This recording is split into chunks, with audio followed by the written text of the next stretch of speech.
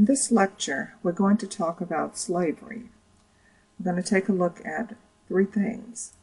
First of all, four things actually. Take a quick look at slavery and its role in society. Then we'll look at slavery in Africa. We'll talk about contemporary slavery.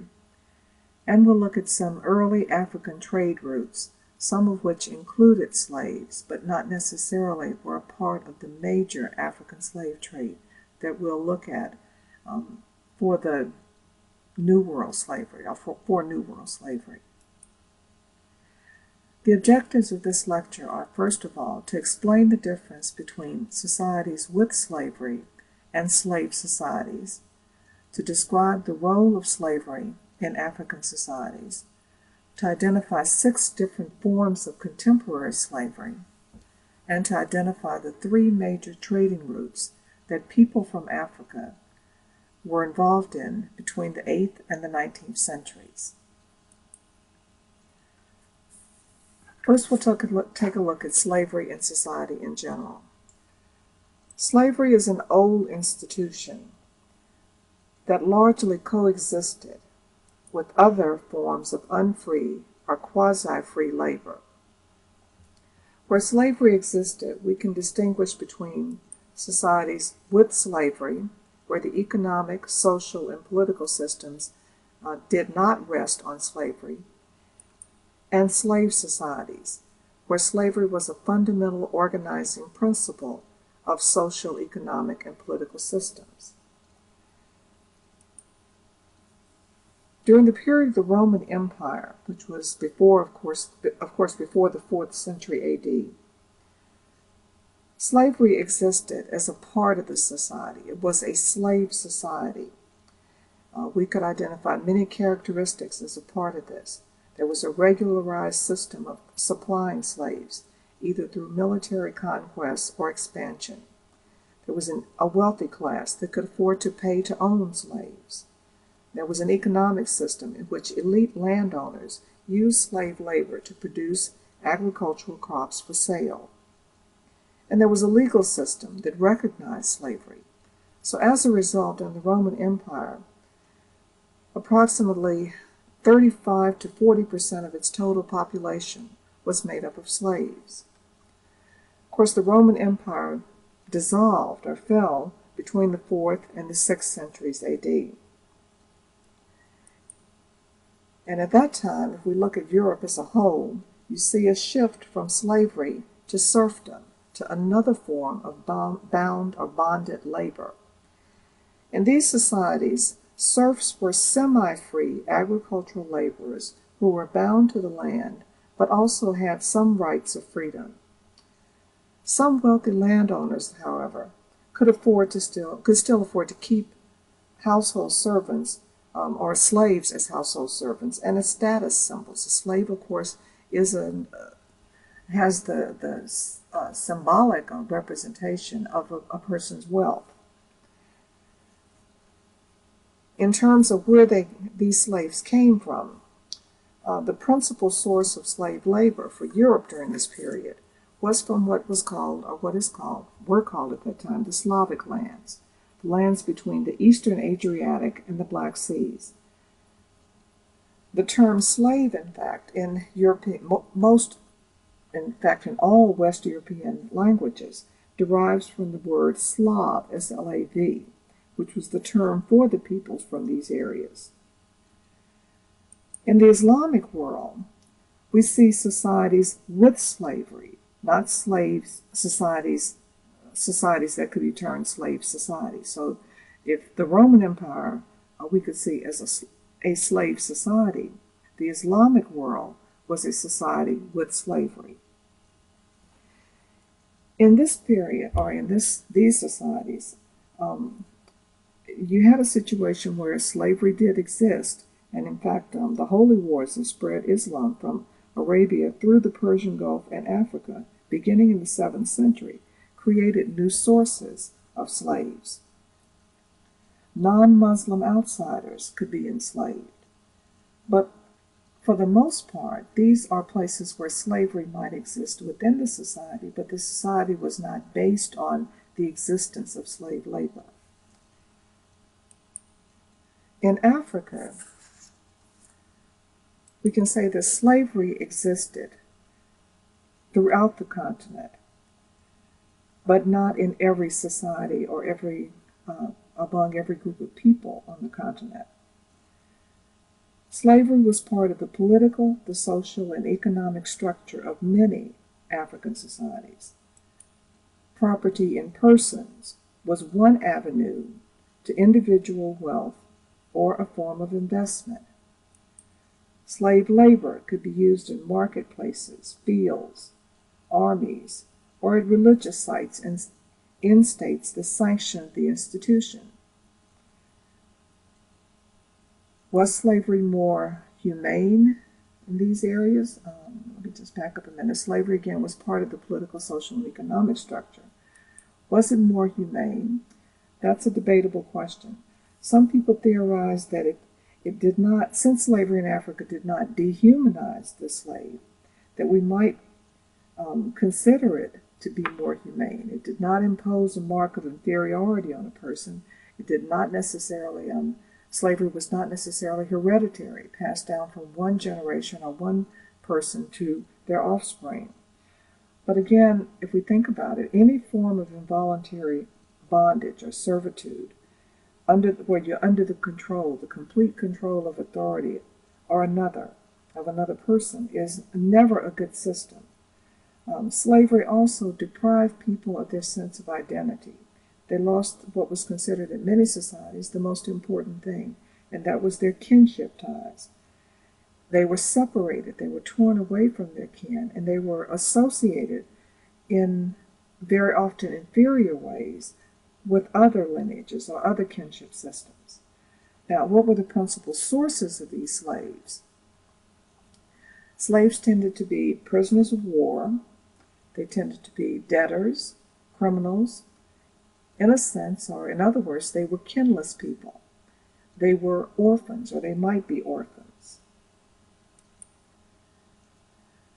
In the pictures that we see on the side, we have some examples of slave women, photos of, drawings of, in this case, all photos of slave women in marketplaces in East Africa or in the Sudan, and children down at the bottom in the modern Sudan, where, in this case, the warfare in the modern Sudan, places like Darfur, is creating a whole generation, or has created a whole generation of kinless people who may be enslaved.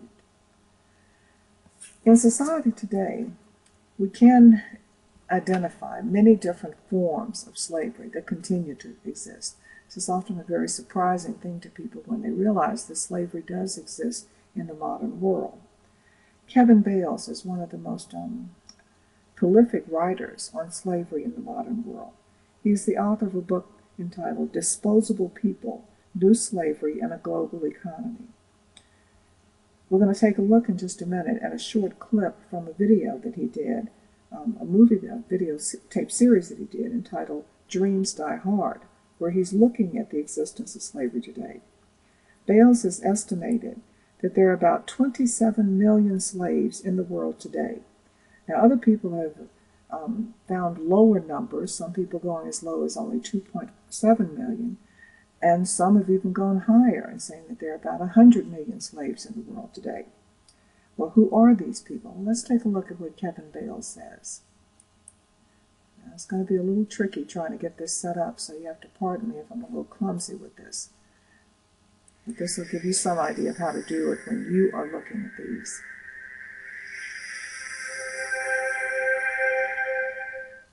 Slavery is about one person controlling another person using violence, or maybe the threat of violence, paying the person absolutely nothing, and then using that situation to exploit them economically, to make money off them.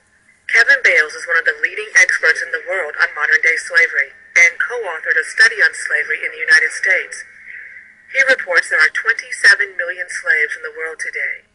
At least 10,000 of them live in the United States. We've got way too much slavery. Even if we've got a handful, we've got thousands. They've been brought in from other countries, from all over the world, because they're poor, they're often desperate for work, they're vulnerable, and they're doing all kinds of different things. They're being used in prostitution, in agricultural work, in domestic service, working in people's houses. If you've always always lived in freedom, it seems reasonable that slaves could just kind of walk out in a free country like America and find themselves a policeman and say, help me. But they don't speak English. But they're terrified of the police because they've been told over and over that the police are going to arrest them and attack them and maybe torture them. They don't know where they are. They're very often locked in. They're in shock. Now put yourself in that shoe and you'll find, well, this is kind of a hard thing to just walk away. It's a coercive physical and mental control that becomes like a chain around your brain and you can't walk away. It's important to understand that, if you or I were to suffer an attack, say, to be mugged on the street, we might get bashed over the head, but that traumatic event, like a car wreck, it's over in 20 seconds. Their trauma, their horror lasts day in and day out, week in and week out for years. When they come out of those kinds of situations, they have to work hard trying to rebuild their own mental health. Every year, between 15 and 18,000 people are trafficked into the United States. Trafficking is all about what happens at the end of the trip. You're smuggled, you sneak in yourself, it doesn't really matter. At the end of the trip, you're caught up in a situation of slavery, and that's what trafficking's about. You end up as a slave. This is a great scam if you're a criminal, because very often the farm worker pays you to enslave them. Now, I know that sounds crazy, but what happens is they say, look, you're going to have to put up some money so that we can get you transported to this job.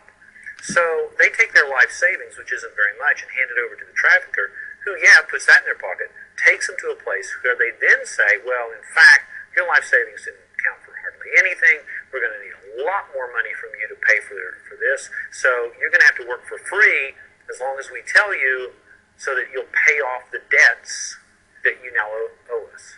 That works two ways. It both makes the worker unsure about the fact that they're actually being enslaved. It makes them think for a little while, well, maybe I do need to work and pay back this debt. And it kind of works on their mind as a reason to go ahead and hand over their labor for nothing.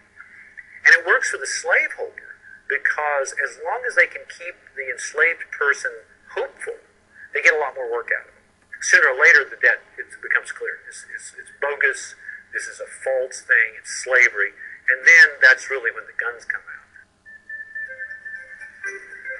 I was surprised in our study of slavery in the United States by how important the average citizen was in helping slaves to freedom.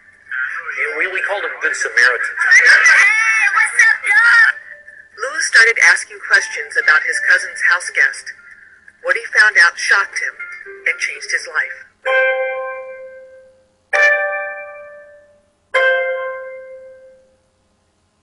He helped them to safety, rescued them, took them all into his house, cared for them, helped them along as they began to figure out, how do we deal with this as a situation? How do we deal with this as a legal case? How do we deal with this as an immigration case? This all occurred before we had the best federal law that will help us deal with that kind of situation today. He was operating in the dark, but boy, did he do the right thing. He saved people from slavery and then cared for them out of his own pocket. What a guy. We can bring this to an end. This could be the generation that says enough. We've had 5,000 years of slavery. We're going to bring it to an end. And that's what I hope for, because I think we can do it. I think we're going to do it.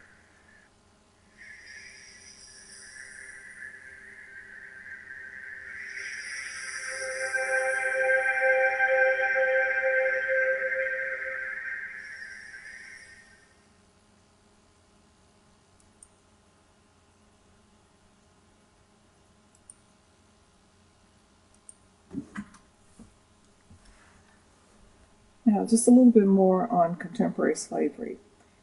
Secretary of State Hillary Clinton has criticized 4 of our closest allies, the United States' closest allies in the Middle East, for doing little to stop forced labor and other forms of modern slavery.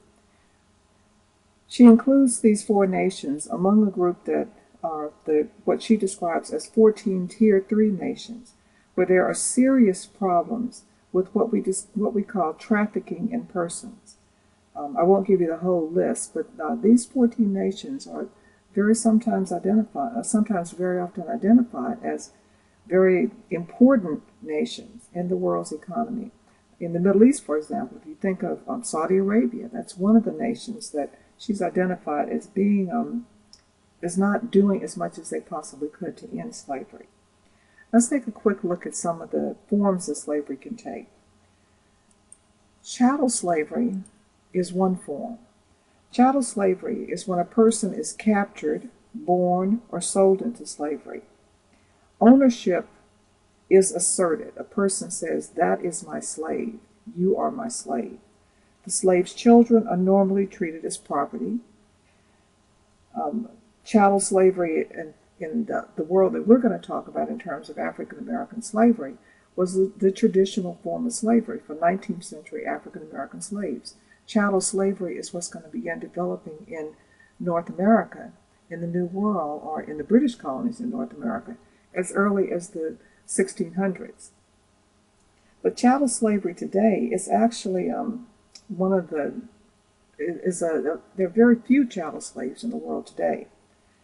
On the other hand, contract slavery, slavery where a person is offered employment, but the person is, after he is given this employment, is enslaved, is one of the fastest growing forms of slavery in the world today, and is in fact the second largest form of slavery today. Debt slavery is the most common form of slavery in the modern world. A person might pledge themselves or a relative against a loan. You owe somebody money, you say, I will work for you in order to work off this debt. But this is a debt that never seems to be reduced. The length of the work is never really defined, and the person is, in essence, imprisoned, it is enslaved because of the debt. The debt can be passed down from one generation to the next, so the children of that debtor become enslaved themselves, or owe their labor to the person to whom the debt is owed. Very often in the world today, whenever we see conflicts, and particularly if we look at Darfur, the Sudan, regions like that, we have war-related slavery. Prisoners of war are enslaved rather than killed. We have domestic slavery, and this is a form of slavery that I think Mr. Bales, or Dr. Bales, was referring to when he talked about slavery in America, in contemporary American society. In domestic slavery, we have household laborers who are enslaved and denied freedom of movement and association. If you look at the picture of that family grouping at the bottom, you'll notice that even in the arrangement of the people, look at how the children seem to be clustered. The children are clustered around the older woman, but one little girl seems to be sitting away from the woman. And you'll notice that that little girl who's sitting a little bit leaning away or away from the family grouping is dressed differently. Her clothes don't appear to be as good as the clothing of the other people. So you can pretty much identify her, even from that picture, in which you might ordinarily assume that she's just a part of this family group. You can kind of see that she's more than likely a victim of domestic slavery, brought to the country to serve as a nursemaid for the other children. And then finally, religious slavery. Religious slavery is one that we see in some parts of the world today, some parts of Africa, in fact, today, in places like Ghana and Togo. This is a religious system that dates back to the 17th century. Human rights groups argue that more than 4,000 girls and women are still held in bondage in about 51 religious shrines in southeast Ghana. And if we add in the numbers from Togo and Benin, that could be as high as 20,000 women. Now, let's take a quick look at the Trokosi system.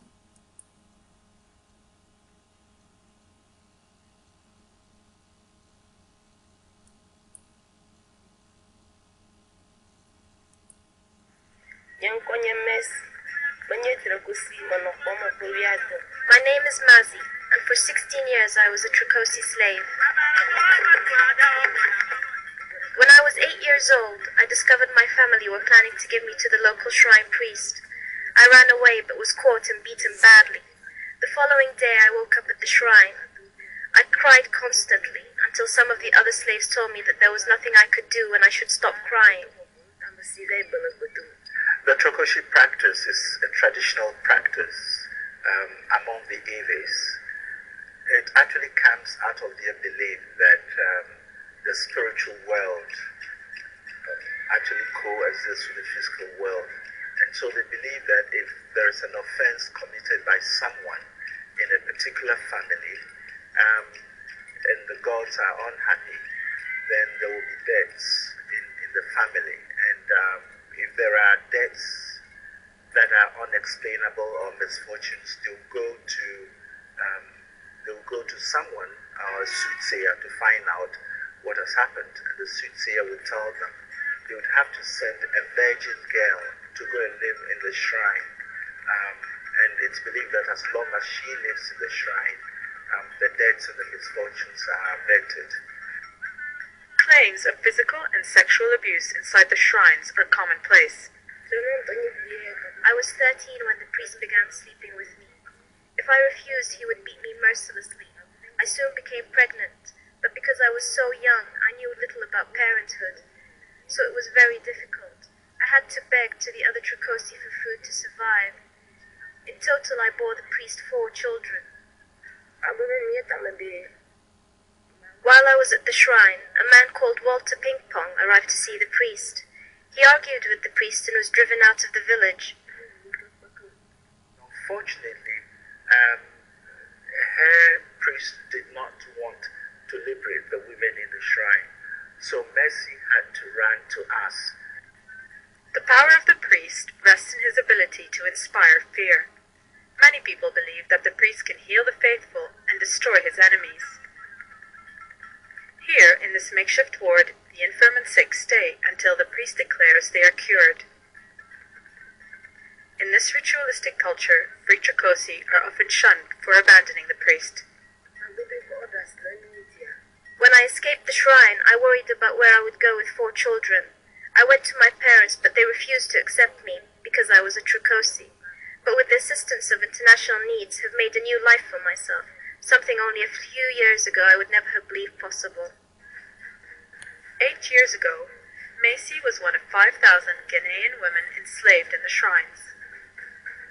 In West Africa alone, the figure is estimated to be 10,000. Juliana was freed in the same year as Macy.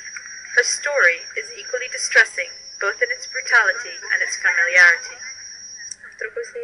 My grandfather stole some money, so the priest called me to the shrine to bring back the favor of the gods to my family.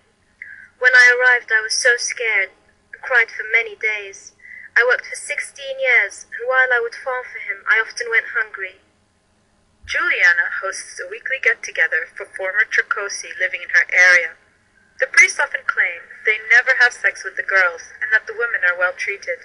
This is strongly disputed by the women. If you refuse to have sex with the priest, then he will beat you, and then demand more money from your family. All the women here today are former Trokosi. All have been forced to sleep with a priest. Juliana has remarried. However, 2 of her 4 children were fathered by the priest. The children are for me, and even though they came from the priest, they are born innocent. Some of these women leave the shrines not trusting men. Some do want to start life all over and desire to have husbands. In this community, we still have many people who believe in traditional religion, and they shun me. But there are also good people here, and I get on well with them. However, I have no trust in men, and because of this I know I will never have a husband. People believe a Trokosi will bring bad luck, and they fear the children of the priest. But my husband is a very strong man and fears nothing. 6 years ago, Juliana met James. They were married within months. I have taken the 2 sons of Juliana that were fathered by the priest, because the real father does nothing for them. I have decided to raise them and love them as my own. We are one big family. campaign to free the Trokosi has forced the shrines to release thousands of women, but many remain enslaved. We have liberated a little over 3,500 women. Although it has taken many years, both Macy and Juliana finally feel they have truly escaped the shrine. When I look at my daughter, it reminds me of the age I was sent to the shrine. I used to feel pity for myself and weep, but now I have grown beyond that. We are now independent, and my whole family is free. We are no longer slaves. Now we are free. We Trokosi can live as we choose. It brings me great joy to know that my daughters will never return to the shrine.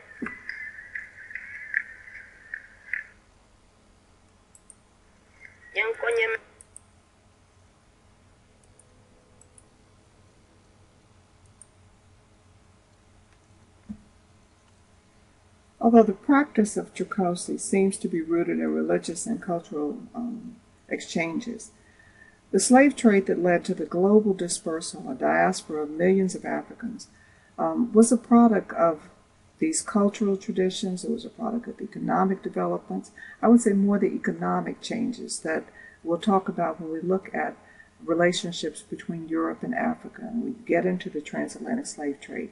Let's go back just a little bit and let's talk about what were some of the major trading routes in Africa between the 8th and the 19th centuries. There are three of these major trading routes. One of them, the first of them, involves the East African trade. And as we can see from this particular slide, from East Africa you see connections with other peoples in Europe and Asia and Southeast Asia, along the coast of Africa, and what we would call today the Middle East, around Saudi Arabia. This was a very thriving trade route from about 1000 AD to the 19th century. The second is one that we've talked about very briefly already, and that is in terms of the trans-Saharan trade, not necessarily slaves, but other items that were traded out of the grasslands regions. The major empires of Africa, of West Africa, Ghana, Mali, Songhai, those grassland empires became prosperous because of their control of the trade across the desert. And that trade, those items that were traded, found their way into parts of Europe. And then finally, the trade route that we're going to talk about in much more detail in the second module. And that, this will be the third module that's coming up. And that is the Atlantic trade route. If we look at the maps, what we can see is that in terms of Africa, this is the relationship between Africa and the Western world. This is the prominent transatlantic slave trade that is a part of the triangular trade routes of the colonial period. And this leg of that trade route from Africa to the West Indies, or in some cases from Africa directly to North America, was what was referred to as the Middle Passage. So you can see in the next couple of weeks we're going to talk more about colonial America. We're going to talk about relationships between colonial America and Africa, and that those trading relations that develop, and how slavery develops from this, how the growth of the Western Hemisphere, the exploitation of the Western Hemisphere has a profound impact on Africa. We'll stop at this point.